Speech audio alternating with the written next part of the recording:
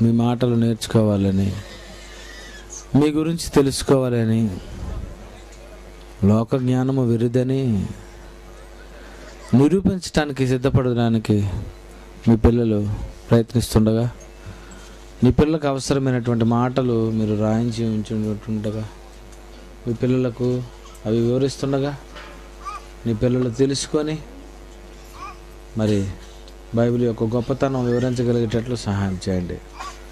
యేసుక్రీస్తు పేరట ఈ ప్రార్థనకు సమర్పిస్తున్నాం తండ్రి, ఆమేన్. ఈరోజు మన పాఠం బూడిదయ్యే భూమితో అంతరిక్షం అంతరిస్తుందా. ఈరోజు మన పాఠం బూడిదయ్యే భూమితో అంతరిక్షం అంతరిస్తుందా. ఈ భూమి మీద ఉన్నటువంటి శాస్త్రవేత్తలు అందరూ కలిసి ఈ భూమి ఎప్పటికైనా బూడిదైపోతుంది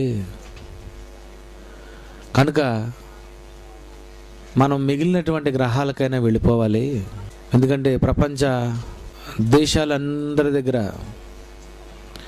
భూమిని 100 సార్లు తగలబెట్టే మారణాయుధాలు ఉన్నాయి. అమెరికా, రష్యా, యూరప్, ప్రపంచంలో ఉన్నటువంటి అన్ని దేశాలు, మన దేశం కూడా, అందరి దగ్గర కూడా భూమిని 100 సార్లు తగులబెట్టేటటువంటి మారణాయుధాలు ఉన్నాయి. అంటే భూమిని బూడిద చేసేవచ్చు. అలాంటి వెపన్స్ ప్రపంచంలో అనేకమైనటువంటి దేశాల దగ్గర ఉన్నాయి. అదే బిన్ లాడెన్ దగ్గర ఉంటే, అదే ఒకనాటి సద్దాం హుస్సేన్ దగ్గరే ఉంటే, అదే దావీదు ఇబ్రాహిం దగ్గర ఉంటే, ఈ భూమి మీద చీడ పురుగులు అనే వాళ్ళ దగ్గరే కానీ ఏ నక్సల్స్ దగ్గర, ఏ టెర్రరిస్టుల దగ్గర, ఏ ఫ్యాక్షనిస్టుల దగ్గర ఇలాంటి మారణాయుధాలే ఉన్నాయి అనుకోండి, ఒకవేళ వాడు కానీ ఈ దేశాన్ని, మన భూమిని నాశనం చేయాలి అని ఆత్మాహుతి దాడి భూమి మీద చేసాడు అనుకోండి, మనిషిని చంపాలని ఆత్మాహుతి దళంగా చాలామంది మారిపోతున్నారు. అదే భూమిని కూడా నాశనం చేసేద్దాం, ఎవడో కూడా మిగలడానికి వీల్లేదు అని వాడి దగ్గర ఉన్నవి కానీ వాడు పేల్చడం ప్రారంభిస్తే అందరి దేశాల దగ్గర ఉన్నటువంటివన్నీ కూడా ఒకేసారి పేలిపోతే ఈ భూమి దీపావళి అయిపోద్ది. మరి ఇలా ప్రపంచంలో అనేక మంది దగ్గర ఇలాంటి మరణాయుధాలు ఉన్నాయి కనుక ఎప్పటికైనా ఈ భూమికి ప్రమాదమే. మరి ఈ భూమి ఒకవేళ బూడిదైపోతే ఎలా మన పరిస్థితి అని ఆలోచించి చంద్రుని మీదకైనా వెళ్ళిపోవడానికి మనం ఆలోచించాలి, అంగారకుని మీదకైనా వెళ్ళిపోవడానికి మనం ఆలోచించాలి. కనుక అంగారకుని మీద మనిషి బ్రతకొచ్చా, చంద్రుని మీద, మన దగ్గరగా ఉన్నటువంటి చంద్రుని మీద మనిషి బ్రతకగలడా, ఏ గ్రహంలో బ్రతకగలడు అని ఈ భూమిని విడిచిపెట్టి మిగిలినటువంటి గ్రహాలలో మనిషి తల దాచుకోవడానికి ఎలాంటి వాతావరణం ఉంది అని అన్వేషిస్తూ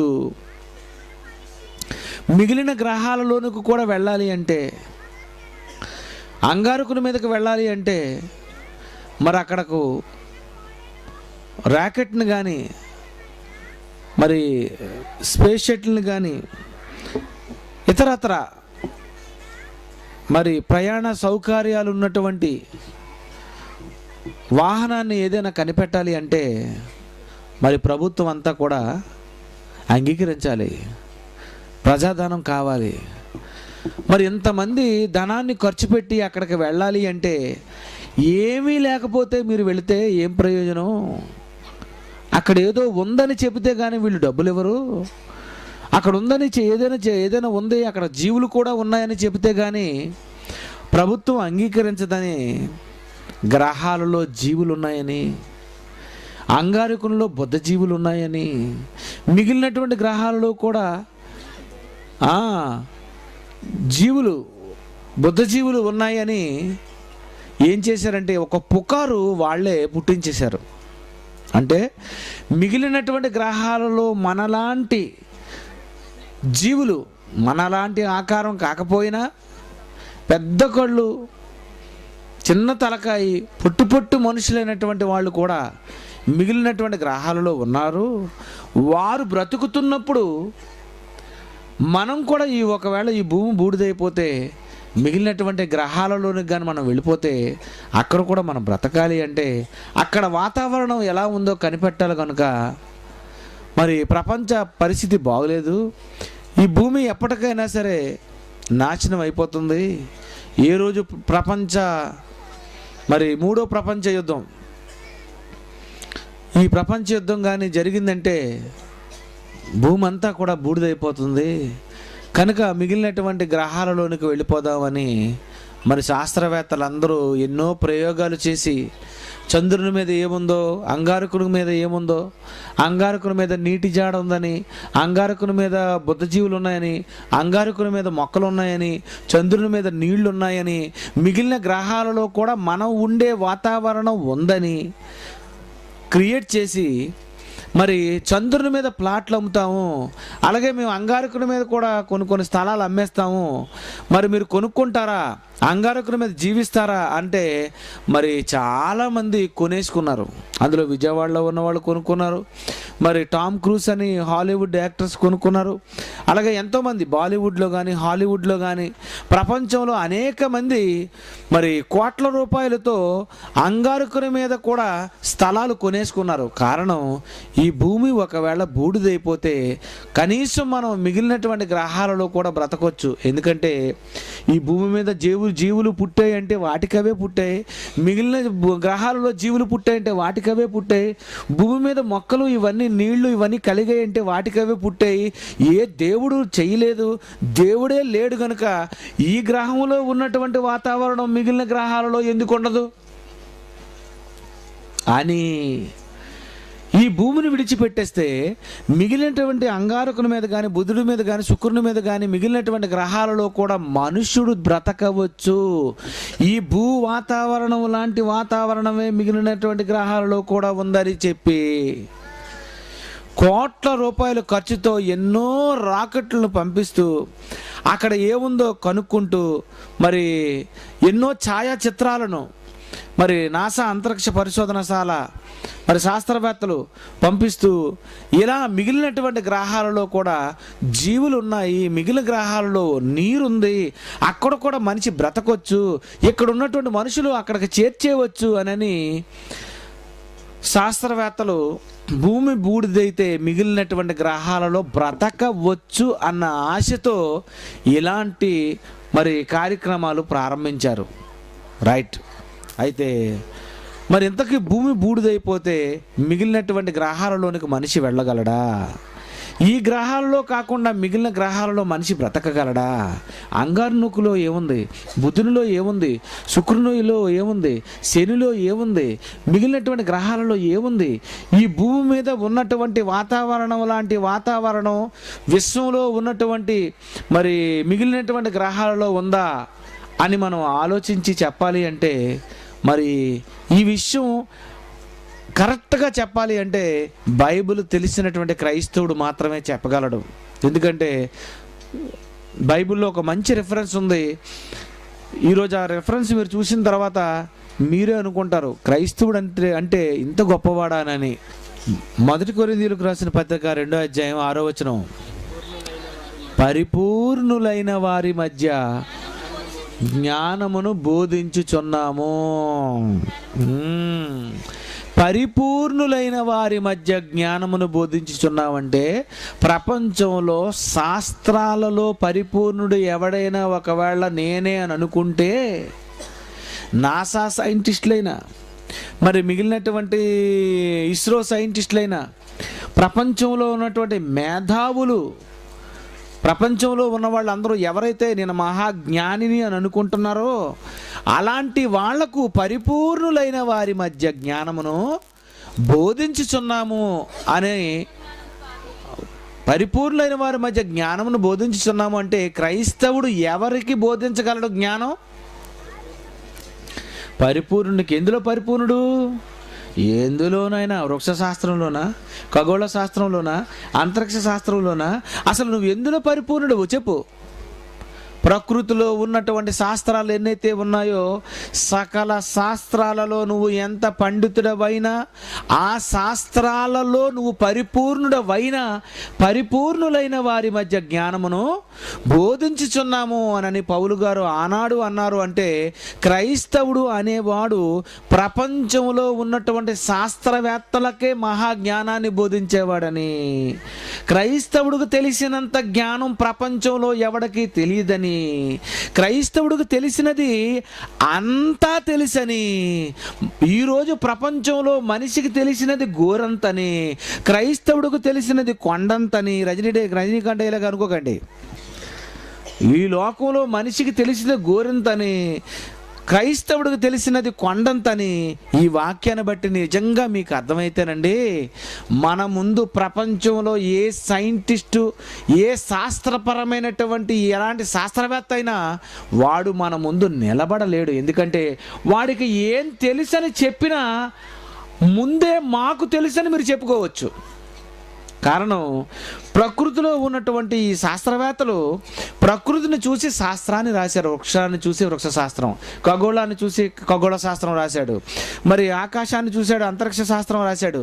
ఇలా ప్రపంచంలో ఎన్ని శాస్త్రాలు అయితే ఉన్నాయో ప్రతి దాని మీద శాస్త్రవేత్త పుస్తకం రాశాడు. అంటే చూసి రాశాడు. ఏం చేశాడు? చూసి రాశాడు. మొక్కలు చూశాడు, రాశాడు. పక్షిని చూశాడు, రాశాడు. జంతువులు చూశాడు, రాశాడు. సముద్రాన్ని చూశాడు, రాశాడు. వాడు చూశాడు, రాశాడు. మీరు చదువుకోవాలి. వాడు చూశాడు, రాశాడు, మీరు చదువుకోవాలి. ఈ చదువులన్నీ ఎక్కడున్నాయి? బడుల్లోని. బడుల్లో ఏం చదువుకుంటారు? వాడు రాసింది పుస్తకం, ఆ పుస్తకం మీరు చదువుకోవాలి. అంతేనా? యూనివర్సిటీల్లో కానీ, ఎలిమెంటరీ స్కూల్లో కానీ, ప్రపంచంలో ఎక్కడ కళాశాలలోనైనా మీరు నేర్చుకోవాలంటే శాస్త్రవేత్తలు రాసిన పుస్తకాలు మీరు చదువుకోవాలి తప్ప క్రొత్తగా అంటూ ఏమీ లేదు. అయితే శాస్త్రవేత్తలు ప్రకృతిని చూసి పుస్తకం రాస్తే ప్రకృతి ఎలా పుట్టింది? దేవుని వాక్యము వలన పుట్టింది. దేవుని వాక్యము వలన పుట్టినటువంటి పుస్తకం ఎవరి చేతిలో ఉంది? మీ చేతిలో ఉంది. చంద్రుడి గురించి చంద్రుని పుట్టించింది ఎవరు? దేవుని వాక్యం. దేవుని వాక్యం. సూర్యుని చేసింది ఎవరు? దేవుని వాక్యం. పువ్వులను చేసింది ఎవరు? దేవుని వాక్యం. కాయలు చేసింది ఎవరు? దేవుని వాక్యం. మరి సముద్రాలు చేసింది ఎవరు? దేవుని వాక్యం. ఇవన్నీ కలిగించింది ఎవరు? దేవుని వాక్యం. ఆ దేవుని వాక్యం ఎవరి దగ్గర ఉంది? మీ దగ్గర ఉంది. ఒక్కొక్క పుస్తకం మీద, ఒక్కొక్క సబ్జెక్టు మీద పరిపూర్ణుడైన వాడు గొప్పవాడా? ప్రకృతి అంతటి మీద రాయబడిన పుస్తకం నువ్వు చదువుకున్నావంటే వాడికంటే నువ్వు మేధావా? ఆలోచించు. అర్థం లేదా? వృక్ష శాస్త్రాలు తీశాడు. వృక్షం దాని మీద ఒక పుస్తకం రాశాడు. వాడికి ఏం తెలుసు అనమాట? ఆ పుస్తకం చదివేవాడికి వృక్షం గురించే తెలుస్తుంది. జంతువుల మీద పుస్తకం రాశాడు. ఆ పుస్తకం చదివితే ఏం తెలుస్తుంది? జంతువుల గురించే తెలుస్తుంది. కానీ వృక్షాల గురించి, పక్షుల గురించి, చంద్రుని గురించి, సూర్యుని గురించి, ఆకాశం గురించి, భూమి గురించి, అన్నిటి గురించి ఏ పుస్తకంలో ఉంది? బైబిల్లో ఉంది. ఇప్పుడు బైబిల్ తెలిసిన వాడు పరిపూర్ణుడా? ఒక పుస్తకం చదివిన వాడు పరిపూర్ణుడా? మనుషులు రాసిన అక్కడక్కడ రకరకాల పుస్తకాలు చదివినవాడు మేధావా? మనుషులు రాసినవన్నీ ప్రకృతి నుండి రాశారు కనుక, ఈ ప్రకృతిని కలిగించింది దేవుని వాక్యం కనుక, ఆ దేవుని వాక్యం మీకు తెలుసు కనుక మీరు పరిపూర్ణులా అని మనం ఆలోచిస్తే, మనకు తెలిసినంత సబ్జెక్టు ప్రపంచంలో ఎవడికి తెలియదు. ఎందుకంటే నీకు ఒక సబ్జెక్టు మీద నువ్వు పరిపూర్ణుడివేమో కానీ నేను అన్ని సబ్జెక్ట్స్ మీద పరిపూర్ణుడను అని నువ్వు చెప్పుకోవాలంటే నీకేం తెలియాలి? ఆది కాండం మొదలుకొని ప్రకటన గ్రంథం వరకు 66 పుస్తకాలు నీకు తెలిసిందంటే ఈ ప్రకృతి గురించినటువంటి పూర్తి బయోడేటా, ఆత్మల గురించిన పూర్తి బయోడేటా, దేవుని గురించిన పూర్తి వివరణ, దెయ్యం గురించిన పూర్తి వివరణ, మనుషుల గురించిన పూర్తి వివరణ, 3 లోకాల గురించిన పూర్తి వివరణ ఇందులో ఉంది. బైబిల్లో ఉందంటే బైబిల్ తెలిసిన వాడి దగ్గర ప్రపంచంలో ఎవడైనా నోరు తెరవగలడా? అంటే బైబిల్ కానీ మీకు తెలిసిందంటే మీ ముందు ఎవడో నిలబడలేడు. ఏ సబ్జెక్టు వాడు చెప్పుతున్నా బైబిల్లో ఆ సబ్జెక్టు ఆల్రెడీ దేవుడు రాయించాడు కనుక బైబిల్ తెలిసిన నీ దగ్గర ప్రపంచంలో ఎవడు ఏ మాట మాట్లాడినా మీరేమంటారు? తాతకి దగ్గులు నేర్పకు అంటావు. ఎందుకంటే నీకు తెలిసింది సర్వసత్యం, నీకు తెలిసింది మహాజ్ఞానం. అందుకే 1 కొరింథీ 1:20-22 చదువుదామండి. జ్ఞాని ఏమయ్యను అంటే అర్థమేంటి? ఇలా చూసాడట పౌలు, జ్ఞాని ఏమైనా ఎవడో వస్తానన్నాడట, ఎవడు రాలేదేంటి, ఏమయ్యాను? శాస్త్రాలు తెలిసిన శాస్త్రి ఎవడో వస్తానన్నాడట, ఏది ఏమయ్యాను? స్టేజ్ మీదకి వచ్చారు, ఎవడు లేడేటి? ఏది తర్కవాదులు, హేతువాదులు, నాస్తికులు, తర్కవాదులు అంటున్నారు కదా, ఏది వీళ్ళేరి? జ్ఞాని ఏమయ్యను, శాస్త్రి ఏమయ్యను, ఈ లోకపు తర్కవాది ఏమయ్యను, ఏది వీళ్ళందరూ పారిపోయినట్టు, ఎవడు రాడేటి నా దగ్గరికి? పిడి సుందరరావు గారు అంటారు కదా, నాకు చేతులు దొరద పెట్టేస్తున్నా, ఎవడైనా వస్తే అడితో పోటీ పడాలనుకుని ఎవడు రాడేటి అని ఇలాగ అన్నారు. అంటే అర్థం ఏంటి? అలాగే పౌలు గారు కొట్టారు అదే డైలాగ్, జ్ఞాని ఏమయ్యను, శాస్త్రి ఏమయ్యను, ఈ లోకపు తర్కవాది ఏమయ్యను, ప్రపంచంలో ఉన్నవాడు ఎవడైనా అసలు నా ముందు నిలబడలేడు, పారిపోతారు అని అన్నాడు. అంటే బైబిల్లో అంత మహాజ్ఞానం ఉందని మీకు అర్థమైపోవాలి. అయితే 22వ వచనం, యూదులు సూచక్రియలు చేయమని అడుగుతున్నారు, గ్రీసు దేశస్థులు జ్ఞానమును వెదకుతున్నారు, వాళ్ళు అడుగుతున్నారు, వాళ్ళు సూచక్రియలు చేయమని అడుగుతున్నారు, వీళ్ళు వెదకుతున్నారు. అయితే మేము సిలువ వేయబడిన క్రీస్తును ప్రకటిస్తున్నాం. వాళ్ళు ఏం చేస్తున్నారట? అడుగుతున్నారట. వీళ్ళేమో వెదకుతున్నారట. మేమేం చేస్తున్నాం? ప్రకటిస్తున్నాము. అంటే అడిగే వారికి, వెదకే వారికి ప్రకటించేవాడే. అదన్నమాట పాయింట్. అంటే ప్రపంచంలో ఎవడు ఏది అడిగినా దానికి మీరేం చెప్తారు? సమాధానం చెప్తారు. అడిగే వారికి, వెదకే వారికి నువ్వే చెప్పాలి. అంటే ఇప్పుడు అంగారికుడి మీదకి వెళ్తున్నాము, అక్కడ నీళ్లున్నాయా అని అడిగారు అనుకో, మీరేమనాలి? చెప్పాలి. చంద్రుని మీదకి వెళ్తున్నాం, అక్కడ మొక్కలు ఉన్నాయని అడిగాడు అనుకోండి, మీరే చెప్పాలి. బాబు మేము శనిగ్రహం మీదకి వెళ్తున్నాం, అక్కడ ఏమైనా జీవులు ఉన్నాయా అని అడిగాడు అనుకోండి, మీరేం చేయాలి? చెప్పాలి. అడిగే వారికి, వెదకే వారికి చెప్పాలి. నాసా అంతరిక్ష శాస్త్రవేత్తలు ఉన్నారు చూసారా, వాళ్ళందరూ వెదకుతున్నారు. ఎంతోమంది శాస్త్రవేత్తలు వెతుకుతున్నారు, అడుగుతున్నారు. అడిగే వారికి, వెదకే వారికి మేము ప్రకటిస్తున్నాము అని అన్నాడు. అంటే ప్రపంచంలో, ఈ ప్రకృతిలో, ఈ విశ్వంలో ఎక్కడ ఏముందో తెలియాలి అంటే అది బైబిల్ తెలిసిన క్రైస్తవుడికి మాత్రమే తెలుస్తుందని.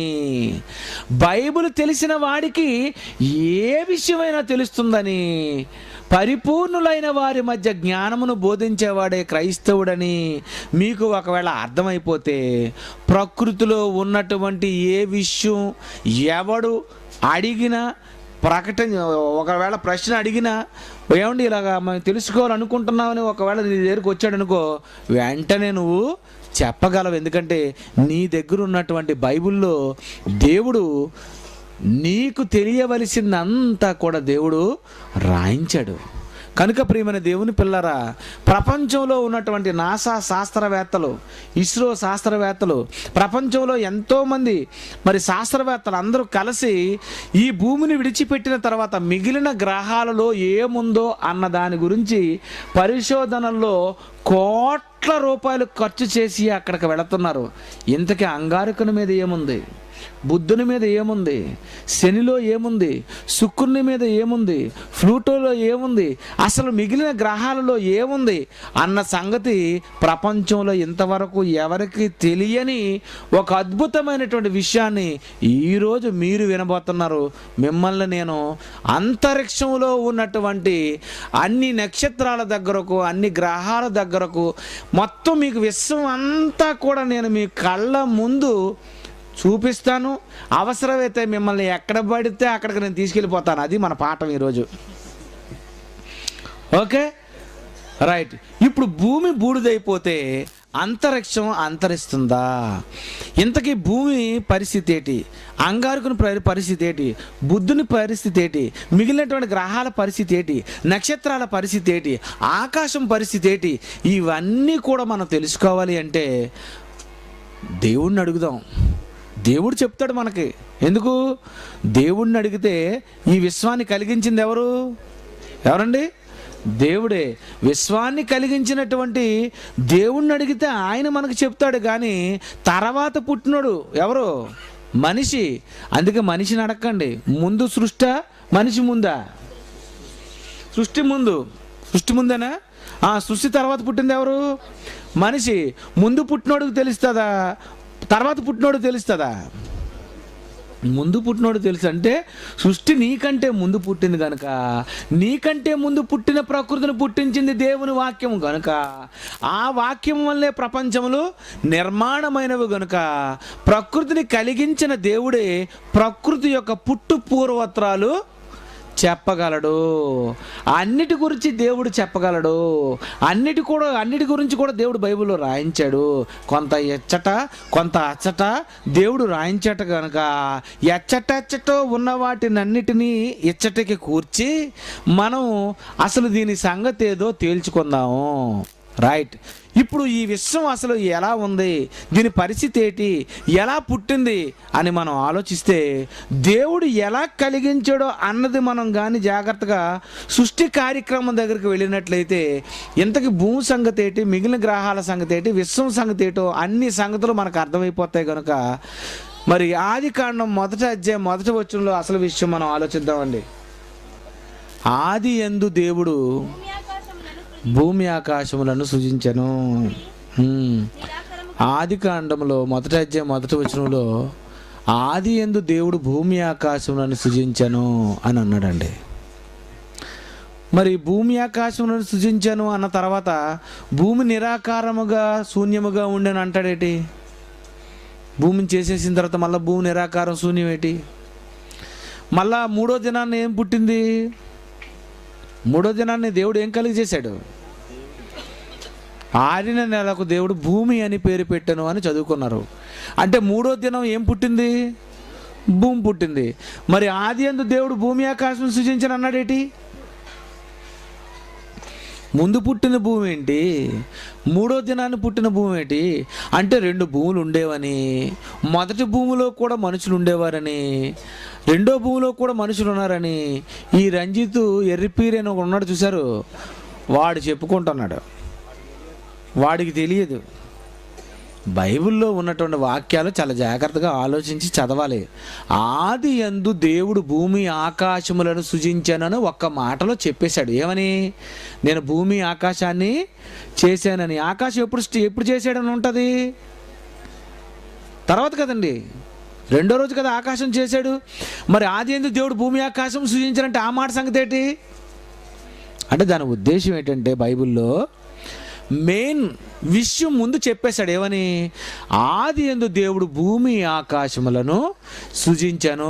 ఏమండి, మేము ఇల్లు కట్టాం అని అన్నారు. అంటే అర్థం ఏంటి? ఎవరైనా ఇంటికి రాగానే ఏమంటారు? కొత్త ఇంట్లోకి మీరు ఏమంటారు? ఇల్లు గురించి ఏమంటారు? ఇల్లు కట్టుకుంటే ముందు స్థలం కొన్నామండి, తర్వాత గొయ్యి తీసామండి, దాని తర్వాత రాడ్లు తెచ్చామండి అన్నారు అనుకో, ఆపమ్మ ఎంత ఎక్స్ప్లెనేషన్ అవసరం లేదు, విషయం చెప్పి అంటారు. అంటే ఏమంటారు? మేము ఇల్లు కొన్నామండి అని అంటారు. ఇల్లు కట్టించామండి అంటే ఎలాగంటారు? ఒక్క మాటలో చెప్పేస్తారు. మేము ఇల్లు కొన్నామండి, మేము కూడా ఉంగరం కొన్నామండి, మేము ఇంకోటి బంగారం కొన్నామండి, ఇంకోటి మేము కారు కొన్నామండి అని అంటారా? ముందండి మేము షాప్కి వెళ్ళామండి, షాప్కి వెళ్ళిన తర్వాత అక్కడ చాలా కార్లు ఉన్నాయండి, అందులో ఎర్ర కారు ఉందండి, నల్ల కారు ఉందండి అని అన్నావు అనుకో, అప్పుడు నీకు పట్టకారు ఇస్తానమ్మా అని అనుకుంటాడు. దేవుడు బైబిల్లో ఒక మాట చెప్పాడు. ఏమని? ఆదియందు దేవుడు భూమి ఆకాశములను సృజించానంటే ఒక్క మాటలో చెప్పాడు. ఏమని? నేను ఇల్లు కట్టాను. నేను ఎలా కట్టానంటే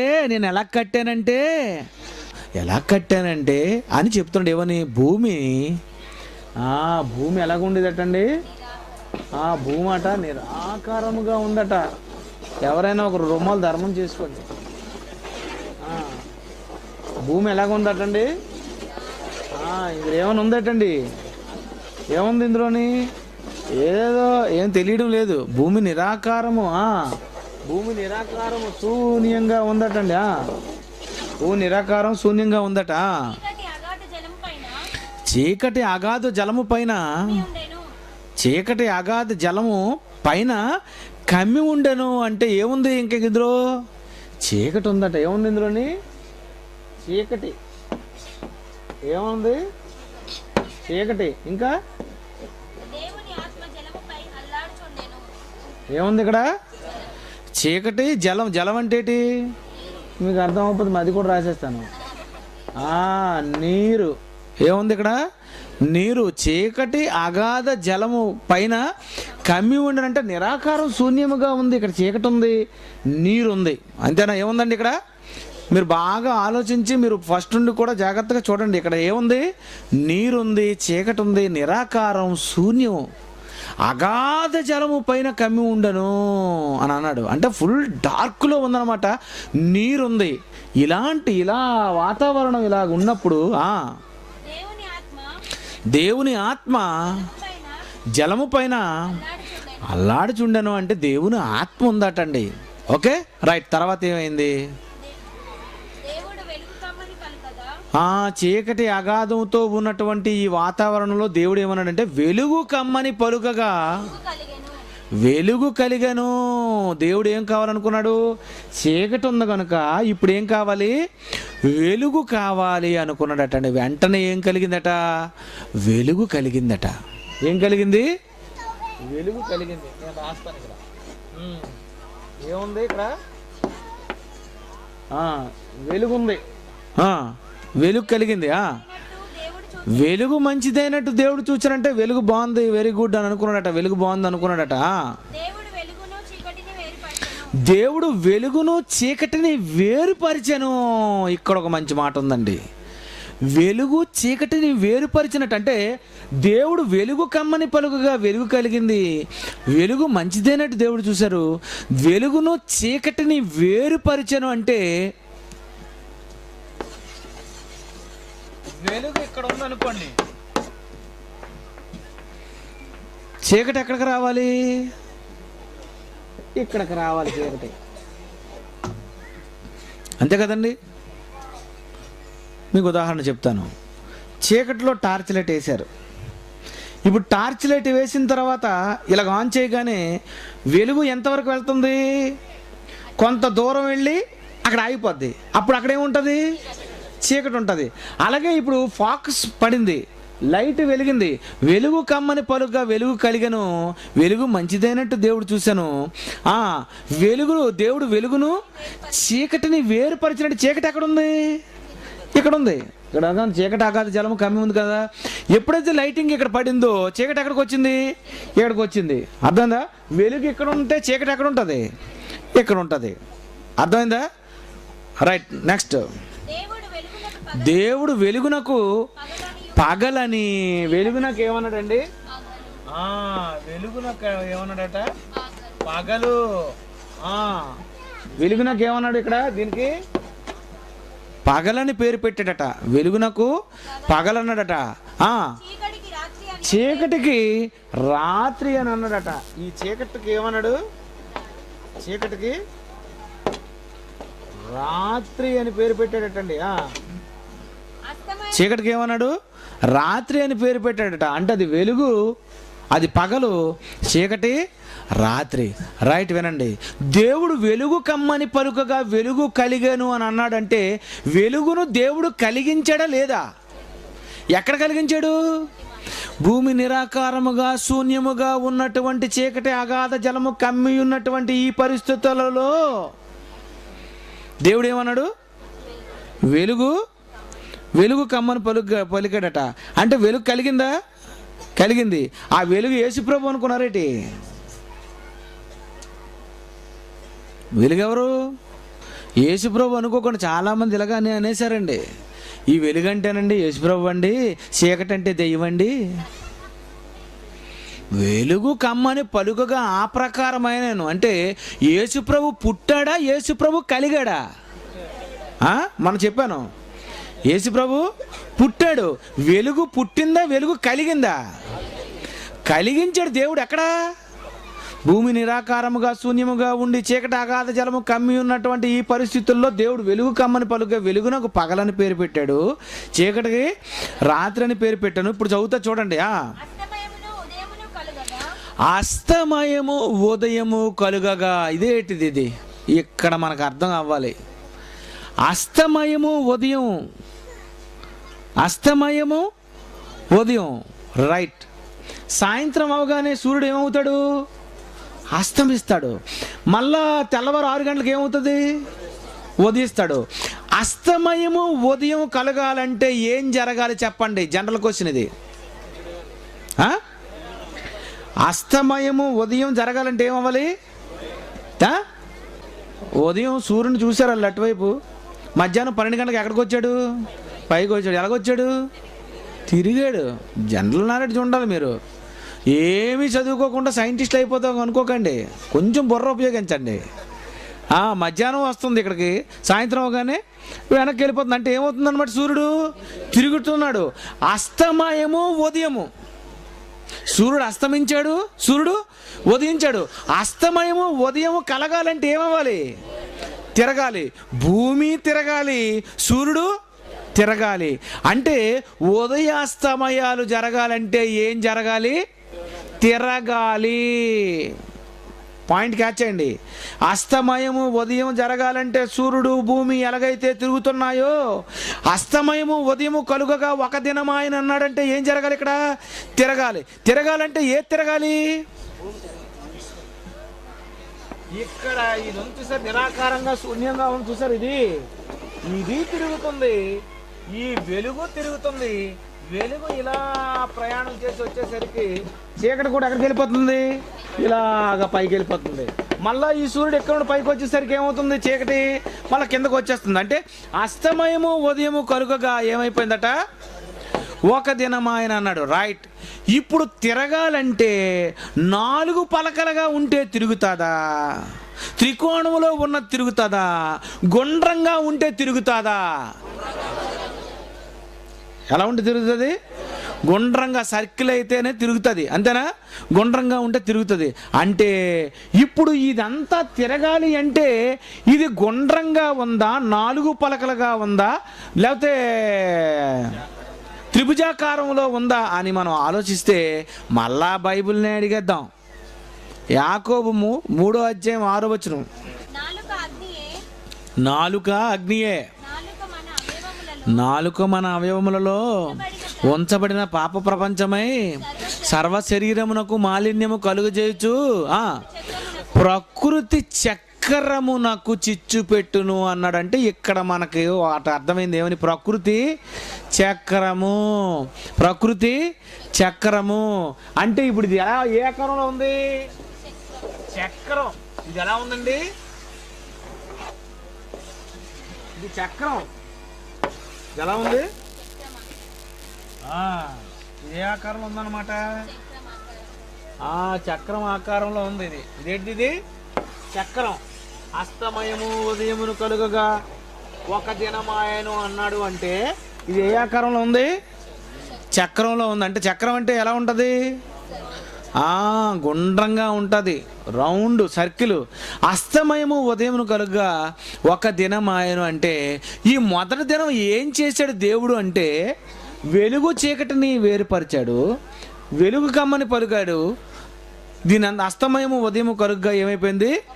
ఒక దినం అయిందట. అంటే మొదటి దినం ఏం చేశాడు? వెలుగు చేశాడు. మొదటి దినం వెలుగు చేశాడు కదా. మొదటి దినం భూదినమా, విశ్వచక్ర దినమా? భూమి ఉందేటి? అప్పటికి భూమి పుట్టిందేటి? సూర్యుడు ఉన్నాడేటి? చంద్రుడు ఉన్నాడేటి? నక్షత్రాలు ఉన్నాయేటి? లేవు. ఇది ఏ కాలం? విశ్వకాలం. ఇదేం కాలం? విశ్వకాలం. ఇదే కాలం? విశ్వకాలం. మర్చిపోకండి, ఇదేంటిది? విశ్వకాలం. అది అంటే ఇప్పుడు ఈ చక్రం మీద ఏముంది? సూర్యుడు కాదు, వెలుగు. జాగ్రత్తగా నాకు బైబిల్లో ఏ భాష ఉందో ఆ భాష ఉపయోగించండి. మీరు సూర్యుడని ఎందుకు అనుకుంటున్నారు? సూర్యుడిలాగా వేసానా? దేవుడు వెలుగు అన్నాడా, సూర్యుడు అన్నాడా? సూర్యుడిని సూర్యుడు అన్నాడా? అన్నాడు. దీన్నేమన్నాడు? వెలుగు అన్నాడు. వెలుగుని ఇంకేమన్నాడు? పగలని పేరు పెట్టాడు. అంటే ఇప్పుడు విశ్వచక్రం మీద ఏముంది? వెలుగుంది. దీని గురించి యోబు గారు చెప్పారు.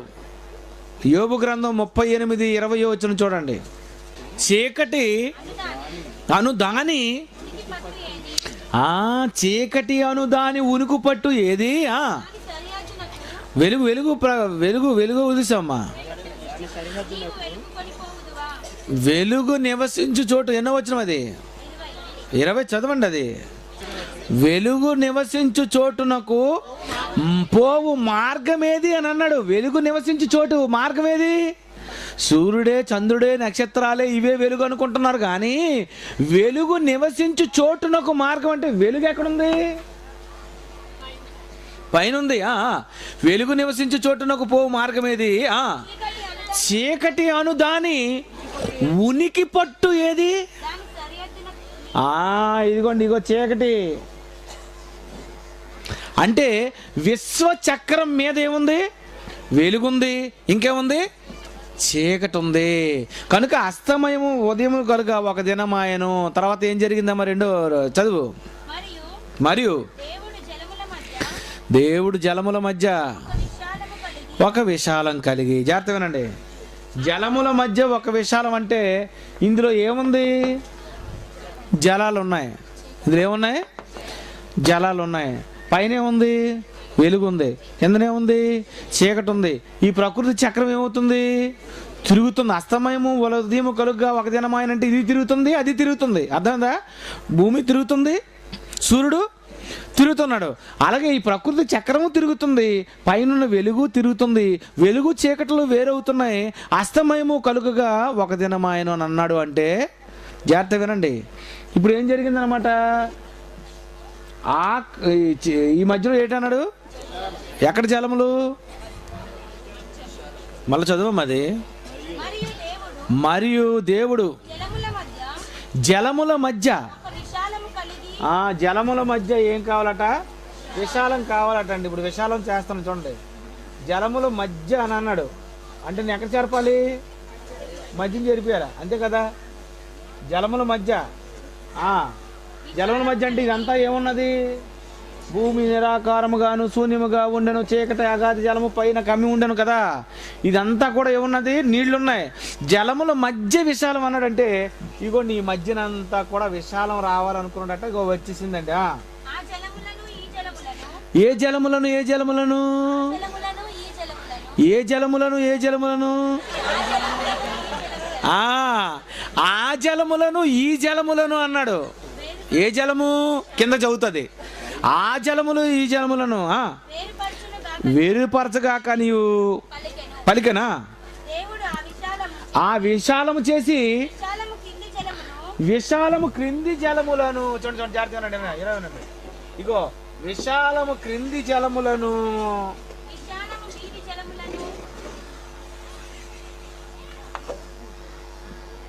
ఇది అంతా ఉంది. ఇది విశాలం క్రింది జలాలు. ఇవన్నీ ఏ జలాలు?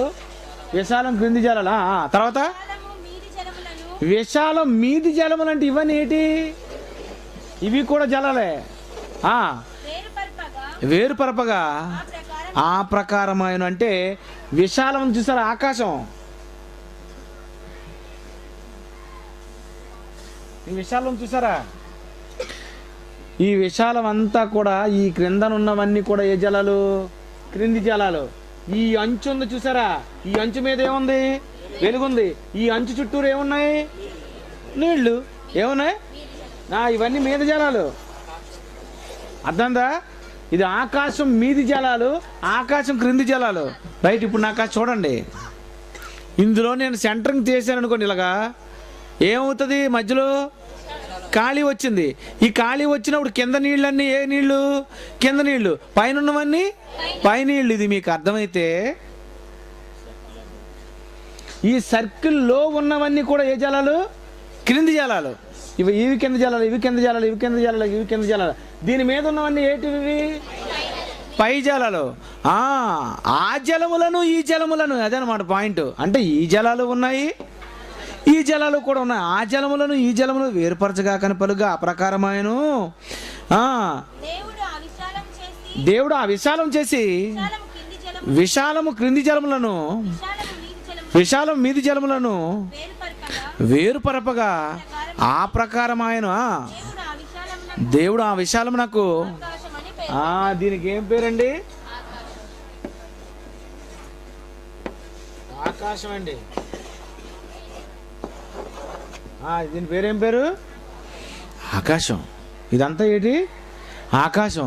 మీరు అక్కడ పైన చూస్తున్నారు, చూసారు? ఇదంతా పైన, ఇదంతా కూడా ఇప్పుడు మనసులో తెచ్చుకోండి. ఇది ఆకాశం అటండి, ఇదంతా ఆకాశమేనటండి. దేవుడు విశాలానికి ఖాళీగా ఉన్న దాన్ని అంతటికీ ఆకాశం అని పేరు పెట్టాను. అస్తమయము ఉదయము కలుగగా రెండో దినం అయిపోయిందట. అంటే మొదటి దినం అయిపోయింది, తర్వాత రెండో దినం కూడా అయిపోయిందట.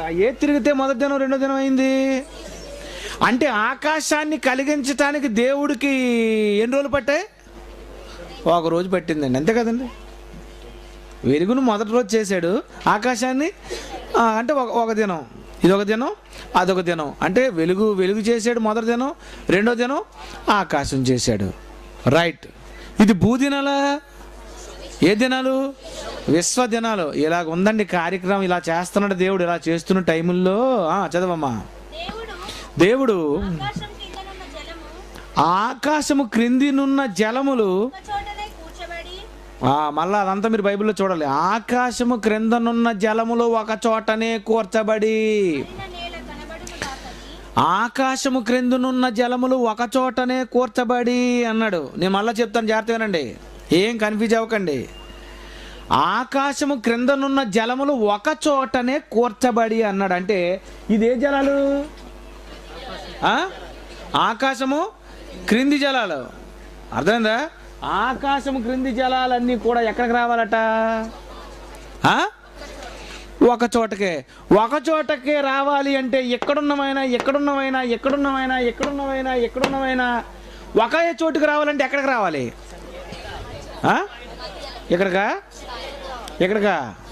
ఎక్కడ రావాలి? గట్టిగా సెంటర్లోకి రావాలి. సెంటర్లో అంటే ఎక్కడికి అంటే మిమ్మల్ని ఎందుకు అలాగ అంటానంటేనండి, కొంతమందికి తమిళ సినిమాలాగా అర్థం అవ్వదు. వాళ్ళు కొంచెం లైట్లు ఎలగాలంటే అడగాల ఓ 4-5 సార్లు. ఒక చోటనే రావాలంటే ఇక్కడికి రావాలండి. ఆరిన ఈ జలాలన్నిటినీ ఎక్కడ రావాలట?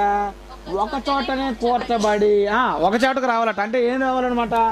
ఇక్కడున్న జలాలు ఇలాగా, ఇక్కడున్న జలాలు ఇక్కడ ఇలాగా, ఇక్కడున్న జలాలు ఇక్కడ, ఇక్కడున్న జలాలు ఇలాగా ఒకే చోటుకు వచ్చేటే ఇక్కడికి వచ్చేట. ఒకే చోటు కూర్చబడి ఆరిన నేల కనబడును గాకని పలుకగా దేవుడు ఈ క్రింద జలములు ఒక చోటనే కూర్చబడి ఇందులో ఏం కావాలట? ఆరిన నేల కనబడును గాకని పలుకగా ఆ ప్రకారమాయను. అంటే ఏమొచ్చిందనమాట? ఇక్కడికి ఆరిన నేల వచ్చేసిందండి. ఇక్కడికి ఎందులో నుండి ఆరిన నేల వచ్చింది? జలములు ఒక చోటనే కూర్చబడి ఈ జలములలో నుండి ఏ నేల కావాలి? ఆరిన నేల కావాలట. ఆరిన నేలకు ఇదేనండి భూ తల క్రింద నేసం.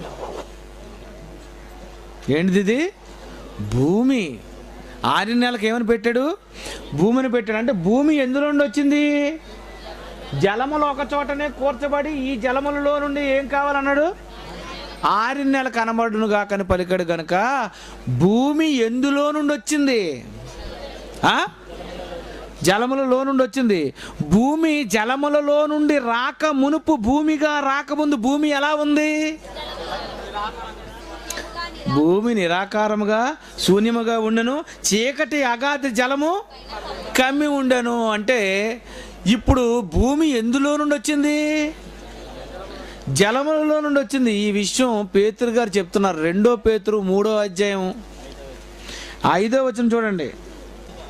ఏలయనగా పూర్వము నుండి ఆకాశం ఉండిననియు నీళ్లలో నుండి నీళ్ల వలన సమకూర్చబడిన భూమి. అబ్బా ఎంత బాగా చెప్పాడండి బాబు. ఎక్కడ ఆదికాండం, ఎక్కడ పేతురు పత్రిక అండి. ఎంత చక్కగా బైబిల్ కనెక్టింగ్ అవుతుందో ఒకసారి మీరు చూడాలండి. బైబిల్ అంటే అదండి, సత్యవాక్యమును సరిగా విభజించడం అంటే అదేనండి. నీళ్లలో నుండి నీళ్ల వలన సమకూర్చబడిన భూమి అంటే ఈ భూమి ఎందు నుండి వచ్చింది? జలముల నుండి వచ్చింది. అంటే భూమి ఎక్కడుంది? భూమి ఎక్కడుంది? జలముల్లో ఉంది. ఇప్పుడు ఆకాశంలో భూమి ఎక్కడుంది? మధ్యలో ఉందా, పక్కనుందా, సైడ్కు ఉందా, ఎక్కడుంది చెప్పండి గట్టిగా. మధ్యలోనే ఉన్నది. నిజమా అబద్ధమా? Earth is the central point of the universe అని టాలమీ అన్నాడు. అది భూకేంద్ర సిద్ధాంతం అని అన్నారు. అలాగే Socrates sun is the central point of the universe అన్నాడు. అంటే సూర్యుడు విశ్వానికి సెంటర్ పాయింట్ అన్నాడు ఒక అతను. టాలమీ అన్న శాస్త్రవేత్త భూమి సెంటర్ పాయింట్ అన్నాడు. వీళ్ళిద్దరూ పుట్టక ముందు, ఇంకా పుట్టలేదు వాళ్ళిద్దరు, బచ్చగాళ్ళు వాళ్ళు. తమ్ముడు అంటున్నాడు ఇంకా వాళ్ళు పుట్టలేదు, బొడ్డే కొయ్యలేదు అంటారు. అందుకే సుందరరావు గారు వాళ్ళిద్దరే పుట్టక ముందే భూమి ఎక్కడుందని దేవుడు చెప్పాడు. ఇదేనికి మధ్యలో ఆకాశానికి విశ్వానికి సెంటర్ ఏది ఉంది? భూమి ఉంది. ఇది నిజమా అబద్ధమా? భూమి ఉందండి. విశ్వానికి సెంటర్ పాయింట్ భూమి. భూమి చేశాడట. దేవుడు ఆరిన నేలకు భూమి అని పేరు పెట్టాడట. ఆరిన నేలకు భూమి అని పేరు పెట్టి తర్వాత జలరాశికి ఇవి ఎలాగొచ్చాయి?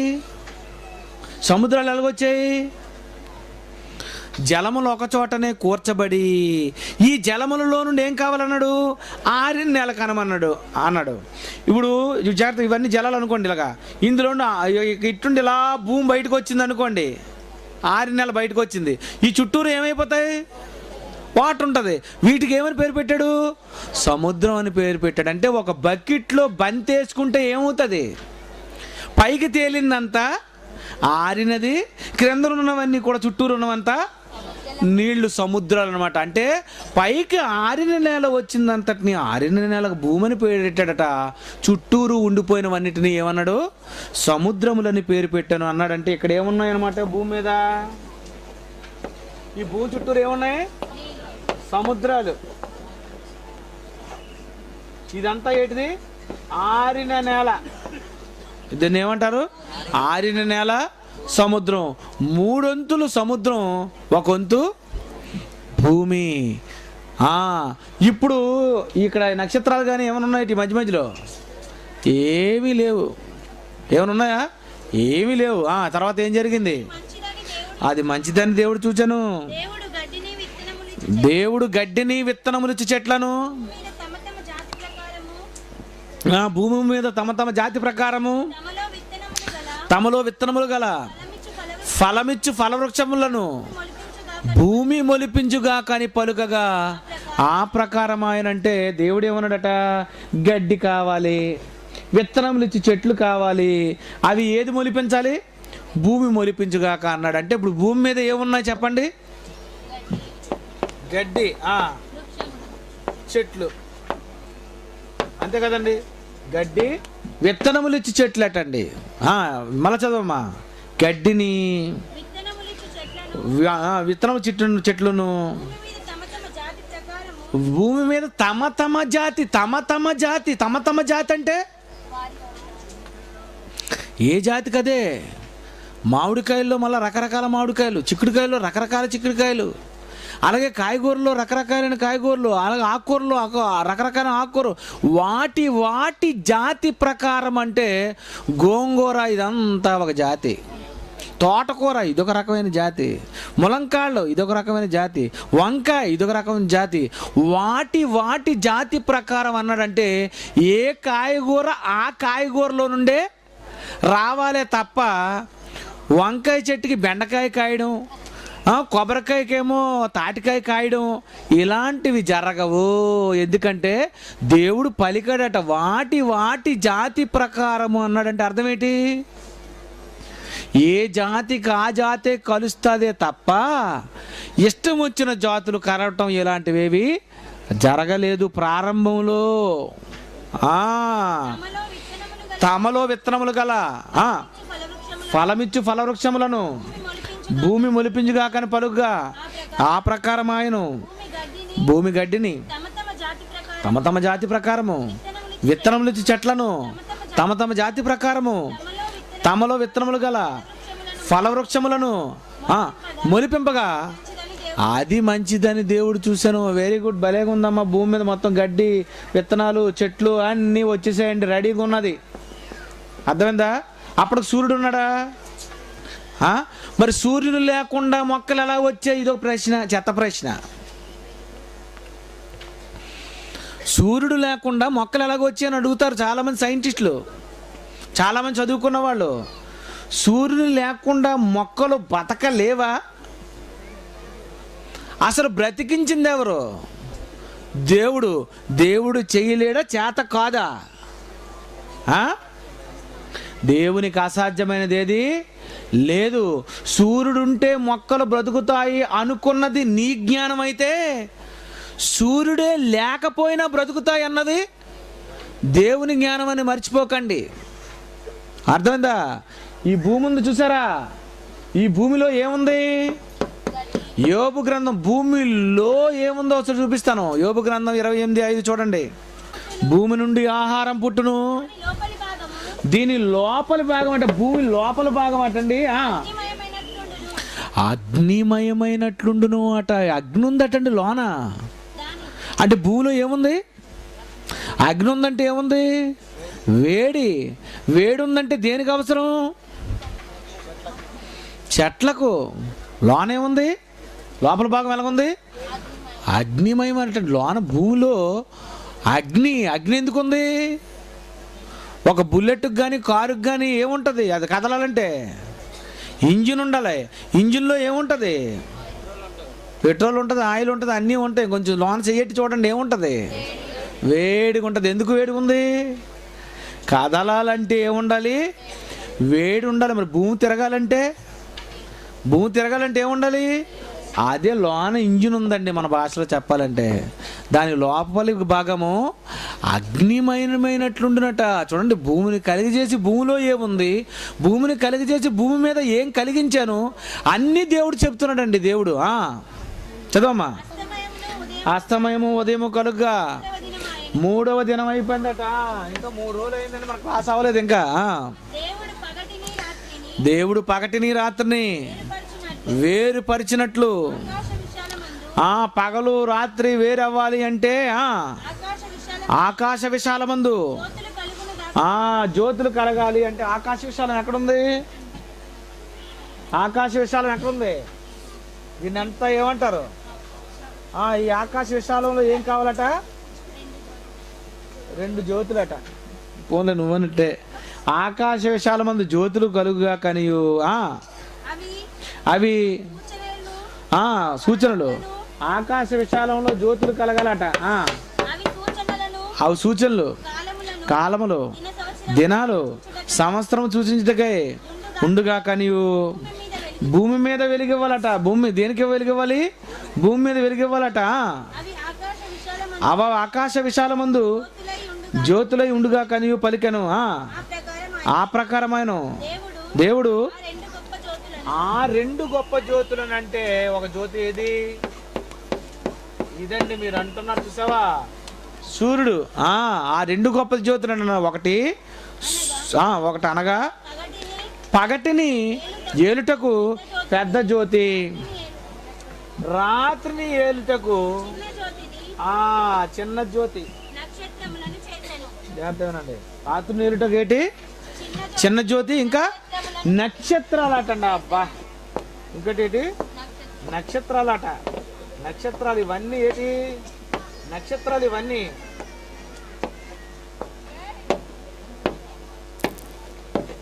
ఇవన్నీ ఏంటి? నక్షత్రాలు ఎన్ని ఉన్నాయి? నక్షత్రాలు ఎన్ని ఉన్నాయి? అవన్నీ నేను వేస్తే చేయి పీకుతుంది, మీరు రాసుకోండి. కోటాను కోట్ల నక్షత్రాలు అటండి. నక్షత్రాలు, పెద్ద జ్యోతి సూర్యుడు, చిన్న జ్యోతి చంద్రుడు, ఇదేంటి భూమి. ఇవన్నీ కూడా దేనికి వెలిగివ్వాలట? భూమి మీద వెలిగించుట కంటే ఈ సూర్యుడైనా దీనికే వెలిగివ్వాలి, చంద్రుడైనా దీనికే వెలగాలి. నక్షత్రాలు కూడా టోటల్గా ఫోకసింగ్ అంతా దేనికి కొట్టాలా? మొత్తం ఫోకస్ అంతా ఎలాగుంది? భూమి కట్టండి. భూమి మీద వెలిగివ్వాలి అంటే నక్షత్రాలు భూమికే వెలిగివ్వాలి, సూర్యుడు భూమికే వెలిగివ్వాలి, చంద్రుడు భూమికే వెలిగివ్వాలి. టోటల్గా ఇవంతా ఫోకస్ టార్చ్ లైట్లతో మొత్తం అందరూ కలిసి దేని కొడుతున్నారు? భూమి కొడుతున్నారట. అంటే మొత్తం అంతా కూడా సెట్టింగ్ అంతా దేని మీద ఉంది? భూమి మీదే ఉందట. ఎందుకు భూమి మీదే ఉంది చూపు? ఈ భూమి మీద ఎందుకు ఉందంటే మొత్తం కార్యక్రమం అంతా అక్కడే ఉంది. చదవమ్మా. భూమి మీద వెలిగించుటకు, పగటిని రాత్రిని వేరుపరచుటకు, ఏలుటకు, వెలుగును చీకటిని వేరుపరచుటకును దేవుడు ఆకాశ విశాలమందు వాటి నుంచెను అది మంచిదైనట్టు దేవుడు చూశాడట. అస్తమయము ఉదయము కనుక 4వ దినమైనట. అంటే 4వ దినం కూడా అయిపోయిందండి మనకి. అంటే 3వ దినం ఏం పుట్టాయి? భూమి మీద మొక్కలు పుట్టాయి. 4వ దినం ఏం పుట్టాయి? సూర్య చంద్ర నక్షత్రాలు అన్నీ కూడా ఎక్కడ పుట్టాయి? విశాలంలో పుట్టాయి.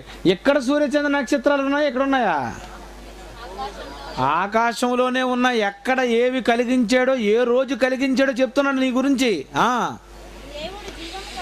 దేవుడు జీవము కలిగి చెలించు వాటిని జలములు సముద్రంగా పుట్టించుగా కనియు. ఈ జలాలన్నీ కూడా సముద్రాలు ఉన్నాయి చూసారు. ఈ సముద్రాలన్నీ కూడా చేపలు పుట్టించాలట. ఇక్కడే పక్షులు కూడా పుట్టాలట. అంటే పక్షులు పుట్టేసాయి, సముద్రాల్లో ఉన్న చేపలు కూడా పుట్టాయి. అర్థమైందా? భూమిపైన ఆకాశ విశాలమందు ఎగురునుగా కనియు పలుగా జలములలో వాటి వాటి జాతి ప్రకారము జలములు సమృద్ధిగా పుట్టించు మహామత్స్యములు జీవము కలిగి చలించి వాటిని అనగా దాని దాని జాతి ప్రకారము రెక్కలు గల ప్రతి పక్షిని సృజించానంటే ఇక్కడ ఏమున్నాయి చెప్పండి? పక్షులు ఉన్నాయి. ఇక్కడ ఏమున్నాయి?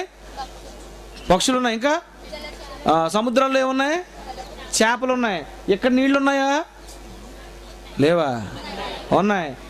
ఎక్కడ నీళ్ళు ఉన్నాయా? ఉన్నాయి. దీని మీద నీళ్ళు ఉన్నాయా? లేవు. దీని మీద నీళ్ళు ఉన్నాయా? లేవు. నీళ్ళు ఎక్కడున్నాయి? ఇక్కడే ఉన్నాయి. ఇక్కడ ఏం పుట్టాయి? పక్షులు. చేపలు ఎందులో పుట్టాయి? సముద్రంలో పుట్టాయి.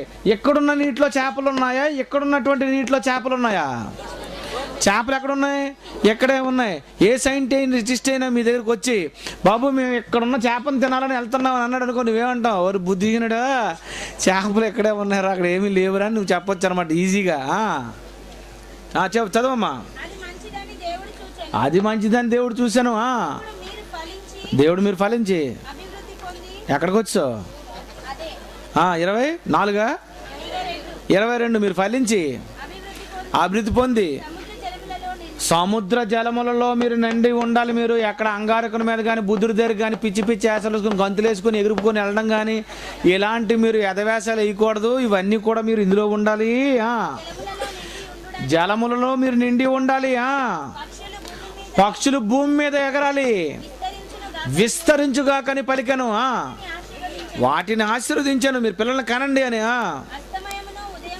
అస్తమయము ఉదయం కలుగా 5వ దినం అయిపోయిందండి. 5వ దినం అయిపోయిందట. అంటే 5వ దినం ఏ పుట్టాయి? పక్షులు, జలంలో ఉన్నటువంటి చేపలు, ఇవన్నీ కూడా పుట్టాయి. ఎన్నో రోజు? 5వ రోజు. తర్వాత ఏమైందో చదువుతా చూడండి. దేవుడు వాటి వాటి జాతి ప్రకారము జీవము గల వాటిని అనగా వాటి వాటి జాతి ప్రకారము పశువులు, పురుగులు, అడవి జంతువులు భూమి పుట్టించుగా కని పరుగు. అంటే భూమి ఏదేది పుట్టించింది? పురుగులు, ఇంకా జంతువులను, పశువులను. అంటే పశువులు ఎక్కడ పుట్టాయి? జంతువులు ఎక్కడ పుట్టాయి? పురుగులు ఎక్కడ పుట్టాయి? పక్షులు ఎక్కడ పుట్టాయి? ఎక్కడే భూమి మీద. చేపలు ఎక్కడ పుట్టాయి? భూమి మీద ఉన్నటువంటి సముద్రాల్లోనే. అంటే చేపలు కానీ, మరి పక్షులు కానీ, జంతువులు కానీ, పురుగులు కానీ, పక్షులు కానీ, ఇవన్నీ కూడా ఎక్కడ ఉన్నాయని మీరు ఆలోచిస్తే భూమి మీద మాత్రమే ఉన్నాయి. మరి మిగిలినటువంటి చంద్రుల్లో ఏమైనా ఉన్నాయా? పక్షులు కానీ, జంతువులు కానీ, పురుగులు కానీ, బుద్ధజీవులు కానీ, బుద్ధి లేని జీవులు కానీ, దెబ్బ జీవులు కానీ అలాంటి ఏమైనా ఉన్నాయా? ఏ జీవులు లేవు. జీవే లేదు. మొక్కలు లేవు, పక్షులు లేవు, నీరు లేదు, మీరు లేరు. చంద్రుని మీద ఏమీ లేదు, సూర్యుని మీద ఏమీ లేవు. మరి మిగిలినటువంటి నవగ్రహాలు అన్నాడు, మరి దాని సంగతి ఏంటి? అందులో ఏమున్నాయా ఏమండి? అవేమైనా ఉన్నాయా? అందులో ఏమైనా ఉన్నాయా? మిగిలిన గ్రహాలు ఉన్నాయి. బుధుడు, శుక్రుడు, శని, అంగారకుడు, వీళ్ళందరూ ఉన్నారు కదా. వీళ్ళలో ఏమైనా ఉన్నాయా? ఏమైనా ఉన్నాయని మీతో చెప్పాడా, రాశాడా? మీతో చెప్పలేదు. మీతో చెప్పలేదంటే అర్థం ఏంటి? లేవు గనుక. ఉంటే చెప్తాడు కదా, అమ్మ అప్పుడప్పుడు అక్కడికి వెళ్ళు అని చెప్తాడు కదా.